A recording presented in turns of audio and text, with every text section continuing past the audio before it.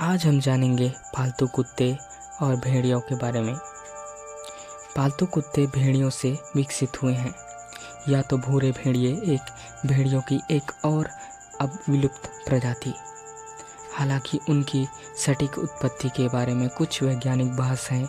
आनुवंशिकी विज्ञान बताता है कि कुत्ते 14,000 से 29,000 साल पहले अपने जंगली पूर्वजों से अलग हो गए और इंसानों के संपर्क से पालतू बन गए। कुत्तों की 400 से अधिक नस्लें हैं, लेकिन प्रत्येक नस्ल एक ही प्रजाति का सदस्य है तथा सभी अन्य जंगली कुत्तों जैसे लोमड़ियों से संबंधित हैं।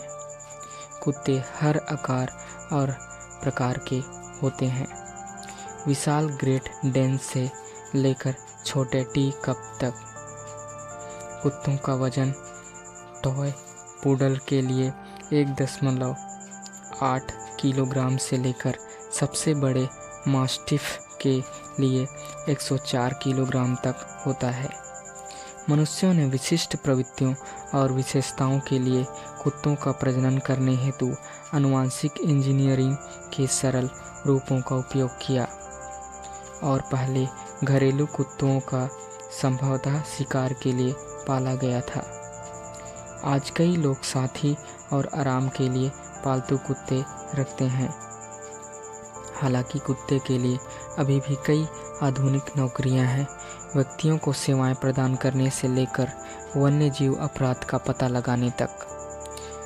जंगली कुत्ते स्थानीय पारिस्थितिकी तंत्र में तबाही मचा सकते हैं, मुख्य रूप से देसी वन्य जीवों का शिकार करके, जिससे उनकी जनसंख्या में भारी गिरावट आती है। वे ग्रे भेड़ियों की एक पालतू उप प्रजाति है। कुत्तों की 400 से ज़्यादा अलग अलग नस्लें हैं, लेकिन वे सभी एक ही प्रजाति के अंतर्गत आते हैं। कुत्ते अब पूरी दुनिया में पाए जाते हैं। उनके पूर्वज पूरे भेड़िए मूल रूप से पूरे उत्तरी गोलार्ध में पाए जाते थे और एक समय पर दुनिया के सबसे व्यापक रूप से फैले स्तनपायी थे। भूरे भेड़िए से कुत्तों का विकास प्राकृतिक चयन और मानवीय प्रभाव के संयोजन से हजारों वर्षों में हुआ। शोध से पता चलता है कि भेड़ियों को सबसे पहले 14,000 से 29,000 साल पहले पालतू बनाया गया था। इस पालतू बनाने की प्रक्रिया का सटीक समय और विवरण अभी भी वैज्ञानिकों के बीच बहस का विषय है, क्योंकि दुनिया के अलग अलग हिस्सों में अलग अलग समय पर भेड़ियों के पालतू बनाए जाने के कई अनोखे उदाहरण मौजूद हैं। ऐसा माना जाता है कि लगभग 20,000 से 40,000 साल पहले इंसानों और भूरे भेड़ियों के बीच एक पारस्परिक रूप से लाभकारी रिश्ता विकसित होने लगा था। अलग अलग भौगोलिक क्षेत्रों में भेड़ियों के अलग अलग झुंडों ने अलग अलग तरीकों से इस रिश्ते को अपनाया। उदाहरण के लिए उत्तरी यूरेशिया में भेड़ियों ने खानाबदोश लोगों के पीछे पीछे घूमकर और उनके द्वारा छोड़े गए जानवरों के अवशेष और अन्य खाद्य अवशेषों को खाकर अपने पालतू होने में योगदान दिया होगा। समय के साथ एक तरह का प्राकृतिक चयन हुआ जो भेड़िए इंसानों के प्रति ज़्यादा सहिष्णु और कम आक्रामक थे। उनके इस नए वातावरण में पनपने की संभावना ज़्यादा थी। जंगली जानवरों के रूप में यह स्पष्ट नहीं है कि भेड़िए इंसानों के साथ जगह साझा करने में कैसे सहज हो गए। हालांकि एक बार ऐसा होने के बाद इंसानों में विशिष्ट प्रवृत्तियों और विशेषताओं के लिए प्रजनन हेतु आनुवंशिक इंजीनियरिंग के सरल रूपों का उपयोग करके उनका प्रजनन शुरू कर दिया। शुरुआती कुत्तों को संभवतः शिकार करने, पशुओं को चराने, ठंड में काम करने और स्लेज खींचने और सुरक्षा के लिए पाला गया था।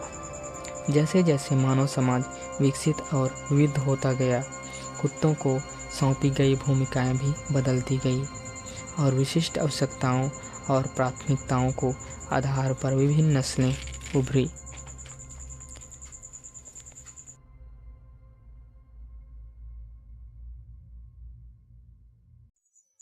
मनुष्यों द्वारा चयनात्मक प्रजनन ने कुछ शारीरिक और व्यवहारिक लक्षणों को और भी उभारा, जिसके परिणाम स्वरूप आज हमारे पास कुत्तों के विभिन्न नस्लें मौजूद हैं। समय के साथ इंसानों ने कुत्तों को काम के लिए नहीं बल्कि साथी के रूप में पालने के लिए पाला। आजकल कुत्ते लोकप्रिय पालतू जानवर हैं और सैकड़ों अलग अलग नस्लें हैं। शिकारियों को पंख वाले शिकार को पकड़ने और वापस लाने में मदद करने के लिए पाले गए। इन कुत्तों के बाद अक्सर मोटे और पानी विकर्षक होते हैं।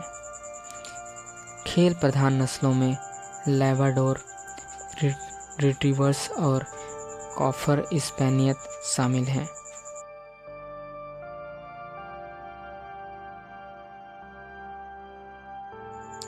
ज़्यादातर मामलों में जब पालतू कुत्ते शामिल होते हैं तो इन जोखिमों को कम करने की जिम्मेदारी इंसानों की ही होती है, ताकि लुप्तप्राय या संकटग्रस्त प्रजातियों को होने वाले नुकसान को रोका जा सके। अपने कुत्तों पर नज़र रखना और उन्हें बाहर जाते समय पट्टे पर रखना जंगली जानवरों की सुरक्षा के लिए बेहद जरूरी